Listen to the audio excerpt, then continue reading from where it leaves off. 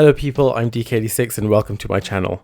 I needed to make this video to discuss the Xbox Series S. Yes, it's real. After details of the console were leaked, Microsoft went ahead and announced it officially, and I think it's safe to say that it surprised everyone. Not only does this thing pack a punch, it will hit shelves on November 10th this year for, wait for it, $299 in the US and £249 here in the UK. Who'd have thought that getting into next gen would be this affordable? Judging by people's reactions on Twitter, people are hyped, not only because of the super consumer friendly price point, but because this system has been designed to give you the same gaming experience as the beefy Xbox Series X, but just not at a 4K resolution. It's as if engineers at Microsoft had a look at the marketplace and had some sort of epiphany, that light bulb moment where they realized that not everyone is pushing for 4K, but everyone wants to be able to play these next gen titles.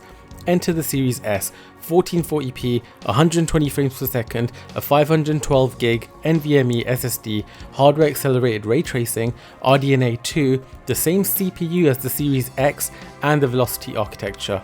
The GPU obviously isn't as insane as the Series X, pushing 4 teraflops instead of 12, but there's a reason for that and we'll get into it. Oh, and it's a digital only console, so no disk drive. Not the end of the world, I prefer digital games anyways. Like I said, this thing is designed to give you the same experience as a Series X, but at a lower native resolution. So if you don't care about 4K, even though the Series S can upscale to 4K, nothing on the market comes close at this price. Nothing. I mean, this is the same price as the original Xbox or even the 360. Now I know some people are worried about the 512GB SSD, but you need to remember that because games on this console won't include 4K assets and textures, game downloads will be smaller. The same goes for RAM.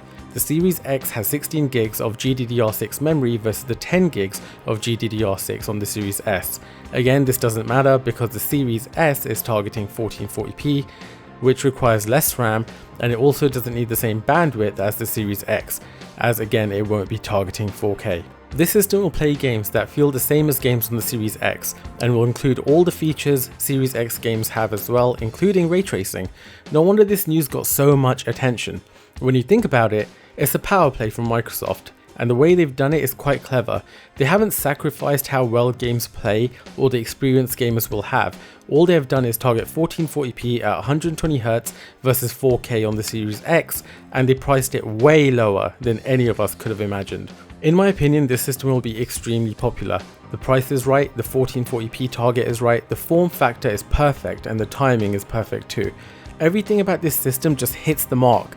So, will you be buying one, or will you go for the bigger, badder Series X? I'm going for the Series X because I have a 65-inch 4K screen that I can take advantage of. But like I said, if you don't, then the Series S is a solid choice too. And that's all I have to say for this topic. On a side note though, this is my first video in a long time. I've been away, and I've even had a year streaming every day on Twitch. This video in my eyes is my comeback to YouTube. I've wanted this for a really long time, so you can expect more content. So, like the video if you liked it, consider subscribing if you haven't already. I'm DK86, bye! Oh, and we have Discord too. Join the Discord, the link's in the description down below. Okay, bye.